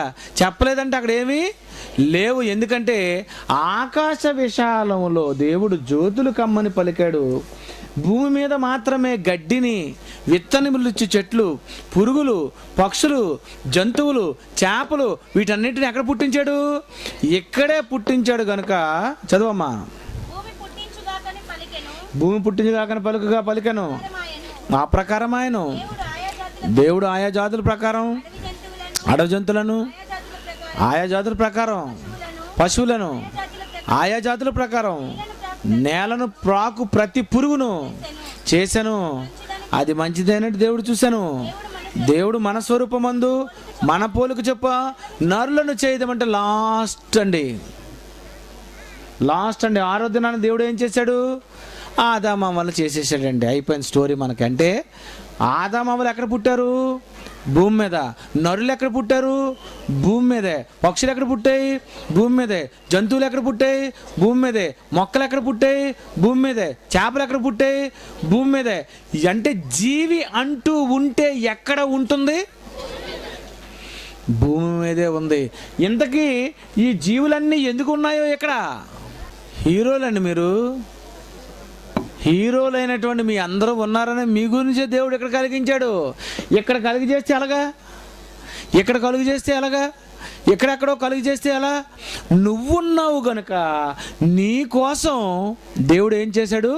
మొక్కలు చేశాడు, నీ కోసం జంతువులు చేశాడు, నీ కోసం పక్షులను చేశాడు, నీ కోసం కాయగూరలు చేశాడు, నీ కోసం ఆకుకూరలు చేశాడు. నీ కోసం ఇన్ని కలుగు చేస్తే ఇక్కడ ఏమీ లేదని రా నువ్వు ఇక్కడికి వెళ్తానంటున్నావు అంగారకుల మీదకి. ఇక్కడ ఏమి లేదని వేరే దగ్గరికి వెళ్ళిపోతానంటున్నావు నువ్వు. దేవుడు ఇక్కడ ఏమైనా కలిగించడం మానేశాడా? మర్చిపోయాడా? లేకపోతే ఒకే ఒక మామిడికాయ కలిగించాడా? అది ప్రపంచంలో ఏదో దేశంలో ఉందని అనుకోవడానికి. నీకు కావలసిన వాటినన్నిటినీ దేవుడు కలిగించి ఈ భూమి మీద మాత్రమే ఎందుకు పెట్టాడు అంటే భూమి మీద నువ్వు పుట్టబోతున్నావు. ఆదామును దేవుడు భూమి మీద చేయబోతున్నాడు. అవ్వను దేవుడు భూమి మీదే ఉంచబోతున్నాడు. మనుషులందరూ భూమి మీదే ఉండబోతున్నారు కనుక ఈ మనుషుల కోసం ఏం జరుగుతుందో తెలుసా? ఈ భూమి మీద మాత్రమే వీటిని అన్నిటినీ కలిగించాడు. అంటే భూమి అనేది పెద్ద క్యారేజీ. భూమి అంటే ఏమనుకున్నారు? పెద్ద క్యారేజ్ అనమాట. క్యారేజ్ కప్పులా తీగని ఏముంటాయి? అన్నం, కూర, పప్పు, పెరుగు, పచ్చడి, ఇవన్నీ ఎలాగైతే ఉంటాయో అలాగే కొన్ని క్యారేజీల్లో ఉంటాయి. ఏమని? కోడి మాంసం, మేక మాంసం, fish curry, mutton fry, vegetables ఎలాగైతే ఉంటాయో ఈ భూమి అనే క్యారేజీలో ఉన్నాయండి బాబు. చికెన్ ఉంది, మటన్ ఉంది, రొయ్యలు ఉన్నాయి, పీతలు ఉన్నాయి, చేపలు ఉన్నాయి. ఏం కావాలి నీకు? ఇది ఒక పెద్ద క్యారేజ్ అండి. భూమి అంటే ఏమనుకున్నారు? పెద్ద క్యారేజీ. దేవుడు ఈ భూమి అనే పెద్ద క్యారేజీలో నీకేం కావాలి? నీరు కావాలా? నీరు కూడా ఇక్కడే ఉంది. మరి మరి ఆహారం కావాలా, ఆహారం ఇక్కడే ఉంది. పచ్చడి కావాలా, ఇక్కడే ఉంది. పెరుగు కావాలా, ఇక్కడే ఉంది. ఏం కావాలి, అన్నీ ఇక్కడే పెట్టాడంటే ఈ భూమి మీద మాత్రమే జీవులు ఉన్నాయని, ఈ భూమి మీదే మొక్కలు ఉన్నాయని, ఈ భూమి మీదే పక్షులు ఉన్నాయని, భూమి మీద తప్ప మిగిలిన ఏ గ్రహాలలో కూడా జంతువులు లేవు, పక్షులు లేవు, బుద్ధజీవులు లేవు. అసలు మిగిలిన గ్రహాలలో ఏమైనా ఉన్నాయా? ఏవీ లేవు. అన్నీ ఎక్కడున్నాయి? ఇక్కడే ఉన్నాయి. కనుక ఈ చంద్రుడు కానీ, ఈ సూర్యుడు కానీ, ఈ నక్షత్రాలు కానీ ఎవరికి వెలుగివ్వాలి? ఫోకస్ అంతా దేనికి ఉంది? దీనికే ఉంది. అంటే సూర్యుడైనా వెలుగు భూమికే, చంద్రుని వెలుగైన భూమికే, నక్షత్రాలు వెలుగైన భూమికే. అంటే వీళ్ళ చూపంతా ఎవరి మీద ఉంది? భూమి మీదే ఉంది. మీ అందరూ ఫుట్బాల్ తెలుసా? ఫుట్బాల్ ఆడతారు గ్రౌండ్లో. ఈ బంతిని తన్నుకొని వెళ్తున్నప్పుడు మీ అందరి చూపు, చుట్టూరు కూర్చున్నటువంటి వాళ్ళందరి చూపు ఎవరి మీద ఉంటుంది? బంతి మీద ఉంటుంది. అంతేనా? బంతి ఎట్టు కొట్టాడు అలాగ బంతి తిరిగి అప్పుడు గోల్ అవ్వాలి. చుట్టూరు కూర్చున్న వారందరి చూపు ఎలాగైతే బంతి మీద ఉంటుందో, అలాగే చంద్రుని చూపు ఎవరి మీద ఉంది? బంతి మీద, భూమి మీద. సూర్యుని చూపు, నక్షత్రాల చూపు, దేవుడి చూపు, దెయ్యం చూపు, దేవదూతల చూపు, సూర్యుని చూపు, మీ చూపు.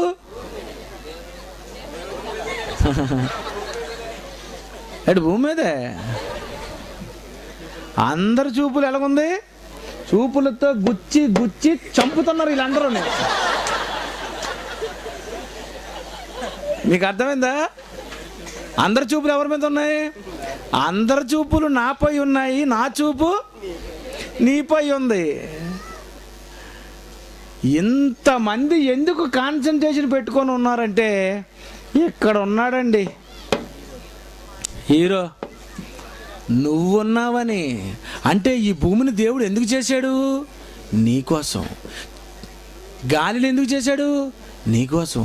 నీరెందుకు చేశాడు? నీకోసం. ఆహారం ఎందుకు చేశాడు? నీకోసం ఇంత చేసినప్పుడు ఇక్కడ నువ్వే లేకపోతే, భూమే బూడిదైతే, నువ్వే లేకపోతే ఈ సిస్టమ్ అంతా ఎందుకు చెప్పండి? ఇదంతా కూడా భూమి మీద ఇవన్నీ కూడా దేవుడు ఎందుకు కలిగించాడంటే, దేని గురించి? మీ గురించే కలిగించినప్పుడు ఇప్పుడు మనం సరదాగా అంగారకుని మీదకి వెళ్దాం. అంగారకుని మీద నీళ్ళు ఉన్నాయా? లేవు. పక్షులు ఉన్నాయా? లేవు. చేపలు ఉన్నాయా? లేవు. జీవులు ఉన్నాయా? లేవు. తోటకూర ఉందా? లేదు. ఎందుకు లేదు? దేవుడు కలిగించలేదు కనుక. మరి బుద్ధుని మీదకి, శుక్రుని మీదకి, శని మీదకి ఏమి లేదా? ఎలా తెలుసు? నాసా శాస్త్రవేత్తలకు తెలియనిది బైబుల్ ఓపెన్ యూనివర్సిటీ ఇండియాలో ఇంటర్నేషనల్లో ఉన్న డిప్లొమా స్టూడెంట్లకు తెలుసు.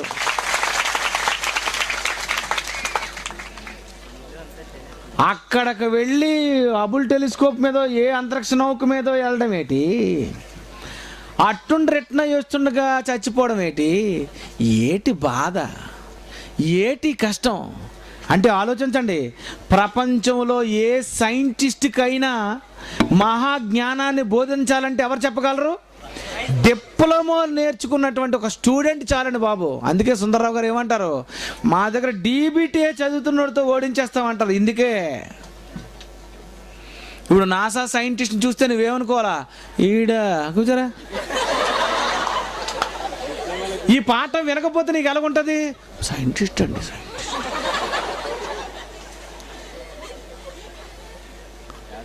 వాళ్ళని అనకూడదు, నన్ను అనాలి మీరు అని. అతను ఎందుకంటారు? అతనికేం తెలుసు?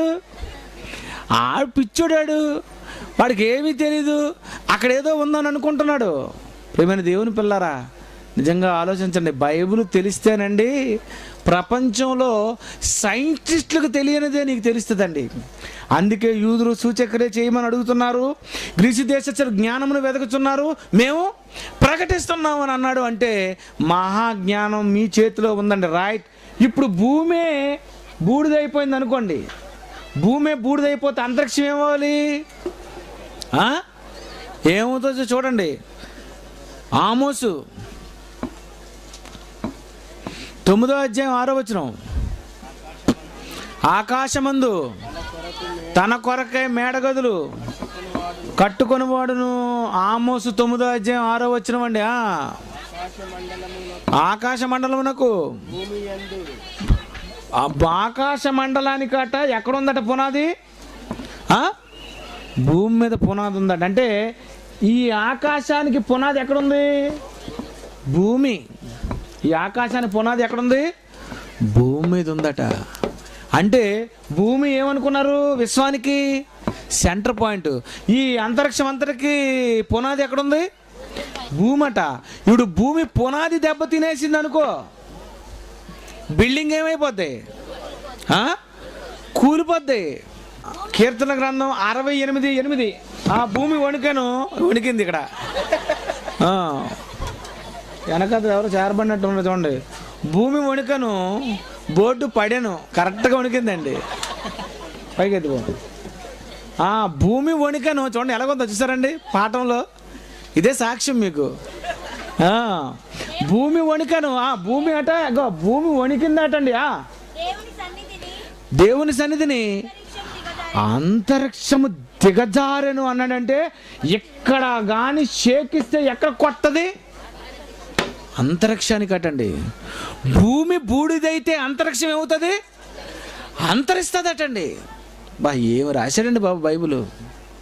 భూమి ఏంటి? విశ్వానికి సెంటర్ అంటే దీన్ని ఏమన్నాడు? పునాది అన్నాడు. అంటే పునాది దెబ్బతింటే ఏమవుతుంది? ఆకాశం అంతా మొత్తం అంతా బెండ్ అయిపోద్ది అనమాట. అందుకే మత్తయి సువార్త 24వ అధ్యాయం 29వ వచనం చూడనా, ఆ దినముల శ్రమ ముగిసిన వెంటనే భూమి మీదే శ్రమలు, భూమి మీదే బాధలు, భూమి మీదే కష్టాలు, ఇవన్నీ కూడా క్రైస్తవులు ఇక్కడే ఉంటారు.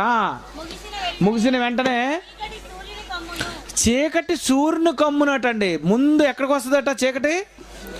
అంటే సూర్యుడు ఆగిపోయాడు అనుకుందాం. పెద్ద దీపం ఎప్పుడైతే ఆరిపోయిందో తర్వాత కాంతిని చంద్రుడు ఇవ్వడటండి. ఎందుకు కాంతిని ఇవ్వడు చెప్పండి? సూర్యుని కాంతి ఎందులో పడుతుంది? దేని మీద పడుతుంది? చంద్రుని మీద పడుతుంది అని ఎప్పుడు చెప్పింది బైబిలు?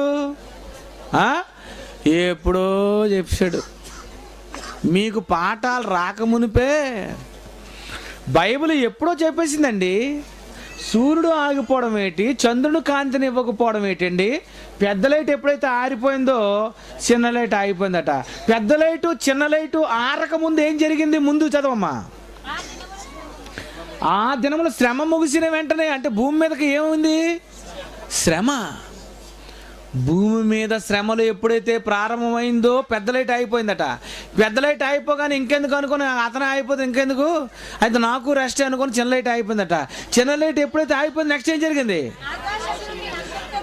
ఆకాశం నుండి నక్షత్రాలు రాలిపోయాటండి. ఇదేంటండి ఇది?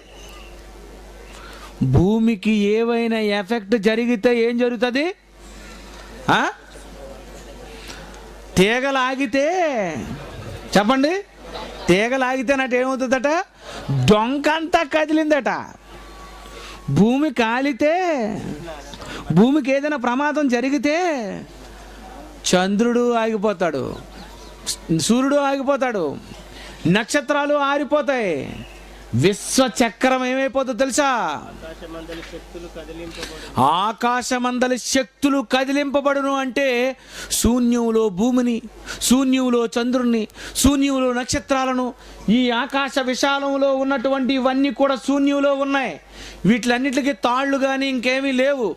శూన్యములో ఏ ఆధారం లేకుండా వేలాడుతున్నటువంటి ఈ నక్షత్రాలన్నిటినీ పట్టి ఉంచాలంటే ఆకాశమందలి శక్తులటండి. ఈ శక్తులన్నీ కూడా ఉండబట్టే శూన్యంలో ఇవన్నీ ఉన్నాయి. ఒక్కసారి శక్తులు కానీ కదిలింపబడితే ఏమైపోతాయి? నక్షత్రాలు అన్నీ ఎక్కడున్నాయి? పైన ఉన్నాయి. ఇవన్నీ ఎక్కడ పడిపోతాయి? భూమి మీద పడిపోతాయి. భూమి మీద ఎవరున్నారు?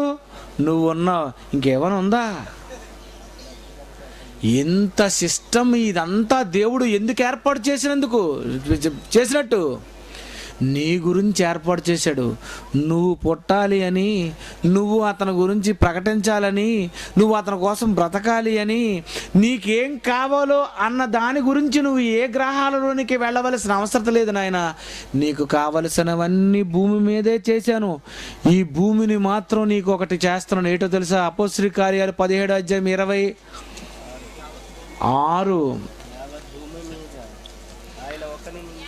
అపోస్తలుల కార్యాలు 17:26.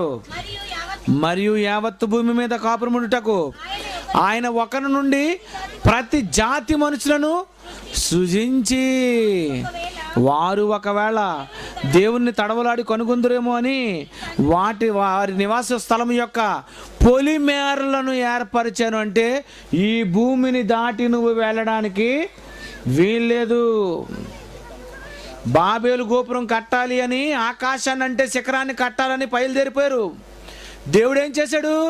ఇంకిలాగ ఆకాశాన్ని అంటే శిఖరాన్ని అలా కట్టుకొని వస్తే గ్రావిటీ పోయిన తర్వాత ఏమవుతారు? పైకి వెళ్ళిపోయిన వాళ్ళు తట్టలతో అలా పైకి వెళ్ళిపోతారు, సిమెంట్తో అలా పైకి వెళ్ళిపోతారు, బుట్టలతో పైకి వెళ్ళిపోతారు. మీరేట్రా బాబు భూమి నిండించండి అంటే పైకి వచ్చేస్తున్నారేటి? ఎవరా బుర్ర లేదురా మీకు అని దేవుడే దిగి భాషలు తారుమారు చేసి అందరినీ చెదరగొట్టేశాడటండి.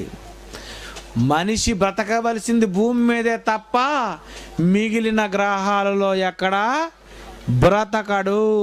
మిగిలిన గ్రహాలలో జీవులు లేవు, మిగిలిన గ్రహాలలో ఆహారమే లేదు, భూమి మీద మాత్రమే దేవుడు అన్నీ ఉన్నాయి. మరి అప్పుడప్పుడు మరి చంద్రుని మీద నీటి జాడ, సూర్యుని మీద నీటి జాడ, గ్రహాల మీద నీటి జాడ అంటుంటాడు. ఏటా జాడ? బైబిల్లో ఒక వచనం ఉంది, ఏమని? ఆకాశము నుండి పడు మంచు అని అన్నాడు. ఆకాశం నుండి ఏమొచ్చింది? మంచు. ఆకాశం నుండి మంచు పడుతున్నప్పుడు ఈ మంచు ఇదంతా ఎక్కడికి వస్తుంది? భూమి మీదకి రావాలంటే అన్నిటినీ పడుకొని తడుచుకొని ఏమొస్తుంటుంది? ఈ మంచు వస్తుంది. కనుక శాస్త్రవేత్తలు చూసినప్పుడు అక్కడక్కడ నీటి జాడ ఉన్నట్టు కనిపిస్తుందని వాళ్ళు అంటున్నారు. ఇంతకు అది ఎందుకు అలాగ అయిందో సంగతి కూడా ఎవరికి తెలీదు. ప్రియమైన దేవుని పిల్లారా, ఈ భూమి మీద మాత్రమే నీరుంది. ఇక్కడ ఉన్నటువంటి నీరు ఒకరోజు భూమిని ముంచడానికి సరిపోకపోతే నోవాహు జలప్రళయంలో ఎక్కడ ఓపెన్ చేశాడు? ఆదికాండం 7:11.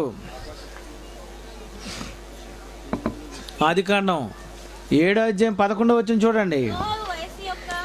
నోవాహు వయసు యొక్క 600 సంవత్సరం అట. 2వ నెల 17వ దినమున మహాగాధ జలములు ఓటలన్నీ ఆ దినమందే విడబడును. ఆకాశపు తూములు, ఆకాశపు తూములు అటండి. జస్ట్ చిన్నది ఓపెన్ చేశారట. ఇక్కడ డోర్ ఓపెన్ చేశారు. ఎక్కడికి వచ్చాట నీళ్ళు?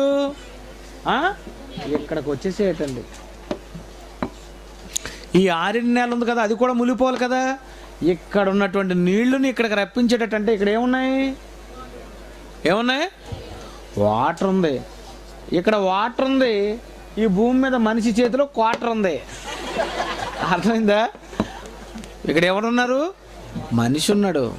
ఈ మనిషి కోసమేనండి దీని అంతటినీ చేశాడు. అతడే లేకపోతే, అతడే చచ్చిపోతే, అతనే భూమి మీద లేకపోతే ఇంకెందుకు చెప్పండి? భూమి బూడిదైపోతే ఏమవుతుంది? అంతరిక్షం అంతరిస్తుందటండి. సైకిల్ ఉంది తెలుసా మీకు? సైకిల్ చక్రం ఎలా ఉంటుంది? రౌండ్గా ఉంటుంది. ఆ మధ్యలో ఏముంటుంది? అబ్బు అని ఉంటుంది. ఈ అబ్బుకి సైకిల్ చక్రానికి మధ్యలో ఏముంటాయి? ఊసలు ఉంటాయి, పొలలు ఉంటాయి, ఊసలు ఉంటాయి. ఈ ఊసలు ఇవన్నిటితో ఉన్నది. ఒకవేళ అబ్బు కానీ ఏమైనా దెబ్బిచ్చింది అనుకోండి, ఏమవుతుంది? వీలంతా ఏమవుతుంది? బెండ్ అయిపోద్ది. మధ్యలో ఊసలు కానీ లేవనుకో ఏమవుతుంది? బెండ్ అయిపోద్ది. అలాగే భూమి కానీ ఏదైనా ప్రాబ్లం జరిగిందనుకో, ఏదైనా జరిగితే ఏం జరుగుతుంది? ఈ ప్రకృతి చక్రం అంతా కూడా ఏమైపోద్ది? నాలుక అగ్నియే, అది మన అవయములో ఉంచబడిన పాప ప్రపంచమై సర్వ శరీరమునకు మాలిన్యము కలుగజేయచ్చు, ప్రకృతి చక్రమునకు చిచ్చు పెట్టును అని అన్నాడు. అంటే ప్రకృతి చక్రమే దెబ్బతింటది. ఎక్కడుంది నాలిక? భూమి మీద ఉన్నటువంటి ఈ మనిషిని బట్టి ప్రకృతిలో ఉన్నటువంటి చక్రమే తింటది అని అన్నాడు. అంటే ప్రియమైన దేవుని పిల్లరా, ఈ భూమి ఏదో అయిపోతే అంగారకుల మీదకి వెళ్ళిపోతావా? ఈ భూమి ఏదో అయిపోతుందని చంద్రుని మీదకి వెళ్ళిపోతావా? చంద్రుని మీద ఏముంది బ్రతకడానికి? భూమి మీద తప్ప మనిషి ఎక్కడా బ్రతకలేడు. నక్షత్రములలో నీవు నివాసము కట్టినను నిన్ను అక్కడ నుండి కూడా పడవేతును, ఓబద్య 1:4 అన్నాడు. అంటే భూమి మీద తప్ప మిగిలిన గ్రహాలలోనికి నువ్వు ఒకవేళ వెళ్ళాలని వెళ్ళినా అక్కడ నిన్ను నేను వెనక్కి తిరగమంటాను. యోబుకు ఓబద్య 1:4 చూడండి. ఓబద్య 1:4, పక్షిరాజు గూడంత ఎత్తున నివాసము చేసుకొని నక్షత్రములలో. ఎంత మంచి పాయింట్ చెప్పాడు తెలుసండి. అవసరమైతే మనిషి నక్షత్రాల వరకు కూడా వెళ్ళగలడు. అది పాయింట్. నువ్వు నక్షత్రాల వరకు వెళ్ళగలవు, చంద్రుని వరకు వెళ్ళగలవు, సూర్యుని వరకు వెళ్ళగలవు, ఎక్కడికైనా నువ్వు వెళ్ళగలవు. కానీ నువ్వు అక్కడ నివసించలేవు. నువ్వు అక్కడ ఉండాలనుకున్నా నిన్ను అసలు ఉంచనన్నాడు. ఎందుకు? నీకు ఇక్కడ ఏమి లేదని నువ్వు అక్కడికి వెళ్ళిపోతున్నావు, నీకేం చేయలేదని నువ్వు అక్కడికి వెళ్ళిపోతున్నావు. ప్రియమైన దేవుని పిల్లరా, భూమి మీద తప్ప మిగిలినటువంటి ఏ గ్రహాలలో జంతువులు లేవు, మిగిలిన ఏ గ్రహాల్లో బుద్ధజీవులు లేరు, మిగిలినటువంటి ఈ విశ్వంలో ఇక్కడెక్కడ కూడా మానవ నివాస యోగ్యానికి ఇది సూటబుల్ కాదు. ఎక్కడ మనిషి నివసించాలి? మానవ నివాస యోగ్యమైన భూగోళము అని అన్నాడంటే భూమి కూడా ఎలా ఉంది? గుండ్రంగా ఉంది. భూమి గుండ్రంగా ఉంది. సూర్యుడు, చంద్రుడు, నక్షత్రాలు అన్నీ గుండ్రంగా ఉన్నాయి. ప్రకృతి చక్రం అంతా గుండ్రంగా ఉంది. ప్రకృతి చక్రం అంతా తిరుగుతుంది. ఇవన్నీ కూడా తిరుగుతున్నాయి. ఇందులో ఉన్నటువంటి ఒక కుటుంబమే సూర్య కుటుంబం అన్నారు. ఇందులో ఉన్నదేంటి? సూర్య కుటుంబంలో ఎంతమంది ఉన్నారు? సూర్య కుటుంబంలో ఎంతమంది ఉన్నారు? బుధుడు, గురు, శుక్రుడు, శని, వీళ్ళందరినీ కలిసి ఏ కుటుంబం అన్నారు? సూర్య కుటుంబం. సూర్య కుటుంబంలో ఉన్న వాళ్ళందరూ పని చేస్తున్నారా, రెస్ట్ తీసుకున్నారా? సూర్య కుటుంబంలో ఉన్నోళ్ళందరూ పని చేస్తుంటే దేవుని కుటుంబం అని నువ్వు చెప్పుకుంటున్నప్పుడు నువ్వేం చేయాలి? పని చెయ్యాలి. నువ్వు ఏం చేయాలి? నువ్వు పని చెయ్యాలి. కనుక ఈ కుటుంబంలో ఉన్నోళ్ళందరూ పనిచేస్తున్నారు. నక్షత్రాలు పనిచేస్తున్నాయి, చంద్రుడు పనిచేస్తున్నాడు, సూర్యుడు పనిచేస్తున్నాడు, దెయ్యం పనిచేస్తుంది, దేవుడు పనిచేస్తున్నాడు, అందరూ పనిచేస్తున్నారు. నువ్వు మాత్రం గుర్రకెట్టుకొని పడుకుంటున్నావు. కనుక నిన్నేం చేయాలి? కుమ్మి వద్దా? కనుక ప్రియమైన దేవుని పిల్లరా, ప్రపంచమంతా కూడా మిగిలిన గ్రహాలలో ఏదో ఉందని వెళ్ళిపోతున్నటువంటి వాళ్ళందరికీ ₹1,00,00,000 ఖర్చు పెట్టారా? వెళ్ళకరా, కనీసం ₹1,00,000 నాకు ఇస్తే అక్కడ ఏముందో నీకు చెప్పేస్తాను. పోనీ ఎందుకు ₹10 చెప్పేస్తాను. శాస్త్రవేత్తలందరికీ ఎంత ఖర్చు పెట్టవలసిన అవసరత లేదు. ఈ పాఠం అంతా ఇప్పుడు ఎవరిదే చెప్పాలి? మనం ఒకరోజు నాసా సైంటిస్టులు అందరూ కూర్చుంటే అక్కడ నువ్వు చెప్పాలండి. శాస్త్రవేత్తల సభలో డిప్లొమా చేసిన వాడిని వెళ్ళి కూర్చోబెడితే సిద్ధగొట్టి చెవులు మూసి వస్తాడనమాట శాస్త్రవేత్తలకి. ప్రియమైన దేవుని పిల్లారా, బైబిల్ ఎంత గొప్పదో ఆలోచించండి. ఈ పాఠం విన్న తర్వాత మీకు ఏమనిపించింది? ఏంటి సైంటిస్ట్ కూడా నా ముందు నిలబడలేడా అనిపిస్తుంది కదండి మీకు. ఆడవాళ్ళకి మీకు అనిపిస్తుంది. ప్రియమైన దేవుని పిల్లరా, మహాజ్ఞానం దేవుడు బైబిల్లో రాయించాడు. ఈ బైబిల్ని చదవండి, బైబిల్ని తెలుసుకోండి, బైబిల్లో ఉన్నది నమ్మండి. ప్రపంచంలో ప్రతి మనిషికి మనం ఏం చేయాలి? ప్రకటించాలి, బుద్ధి చెప్పాలి. యూదులు సూచక్రియలు చేయమని అడుగుతున్నారు, గ్రీసు దేశస్తులు జ్ఞానమును వెతుకుతున్నారు, మేమైతే ప్రకటిస్తున్నామని అన్నాడు. కనుక జైశాలి పిడి సుందరరావు గారు అందుకో పేరు పెట్టారు. ఏమని? సకల శాస్త్రాలను అధిగమించిన బైబిల్. అదండి, ఏంటండి ఇది? సకల శాస్త్రాలను అధిగమించిన బైబిల్. నువ్వు ఏ సైంటిస్ట్ చెప్పు, వృక్షాలలోన, జంతువులలోన, సముద్రాలలోన, ఖగోళంలోన, గ్రహాలలోన, ఎందులో నువ్వు పండితుడు చెప్పు. నువ్వు ఎందులో పండితుడు అయినా నీకు ఇంకా తెలియవలసింది చాలా ఉంది, చెప్పవలసింది నా దగ్గర ఉంది. అదే బైబిల్లో ఉంది. కనుక బైబిల్ తెలిసినటువంటి మీ అందరూ ఎవరనుకున్నారు? శాస్త్రవేత్తలు. మీ అందరూ ఎవరు? సైంటిస్టులు అండి, బైబిల్ సైంటిస్టులు మీరు. ఈ భూమిని ఎవడు ఏమీ చేయలేడు. కనుక ఎవడో చెప్పిన మాటలు విని మీరు భయపడకండి. 2012 యుగాంతం, 3012 యుగాంతం, 4011 యుగాంతం అని ఏదో చెప్తాడు పిచ్చోడు. అప్పుడు మీరు ఏమన్నానంటే, వీడి పిచ్చోడు, వీడి పిచ్చుకోక కరిసిందని చెప్పుతో కొట్టండి అని చెప్పండి. కనుక ప్రియమైన దేవుని పిల్లరా, ఈ భూమి యొక్క పూర్తి బయోడేటా ఎవరి దగ్గర ఉంది? బైబిల్లో ఉంది. ప్రకృతి యొక్క పూర్తి వివరణ ఎందులో ఉంది? బైబిల్లో ఉంది. ఈ బైబిల్ తెలుసుకున్నటువంటి మీరు మీ ముందు ఎవరో నిలబడలేరు. కనుక మీరు పరిపూర్ణులైన వారి మధ్య జ్ఞానమును మీరు బోధించాలి అని, లోక జ్ఞానమును వెర్రితనముగా మీరు చెయ్యాలి అని, జ్ఞాని ఎక్కడ, శాస్త్రి ఎక్కడ అని మీరు కేక వేసేసరికి ప్రపంచంలో ప్రతివాడు మీ ముందు పారిపోవాలి, మాయమైపోవాలనే మహాజ్ఞానాన్ని దేవుడు మీకు ఇచ్చాడు. కనుక ఇలాంటి మహాజ్ఞాన సంగతులు ఇంకా నేర్చుకోండి, ఇంకా నేర్చుకుందాం. బైబిల్లో ఎంతో ఉంది, అవన్నీ కూడా మనం బాగా చదివి తెలుసుకుందాం. కళ్ళు మూసుకోండి. ప్రేమ కలిగినటువంటి మా తండ్రి,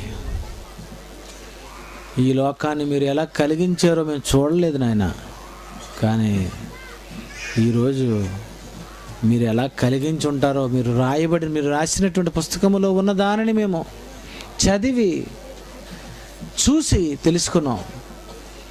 మా కోసమే మీరు ఇదంతా చేశారు, మా కోసమే ఈ ప్రకృతిని కలిగించారు. మేమున్నామనే భూమి మీద అన్నీ చేశారు.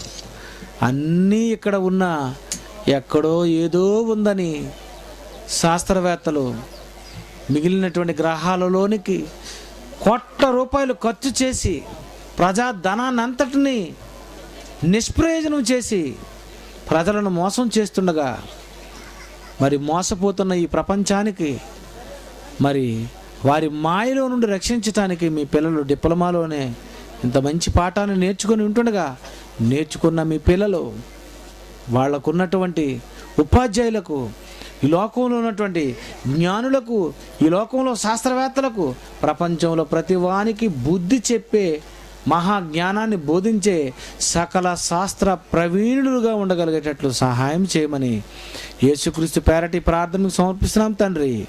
ఆమెన్.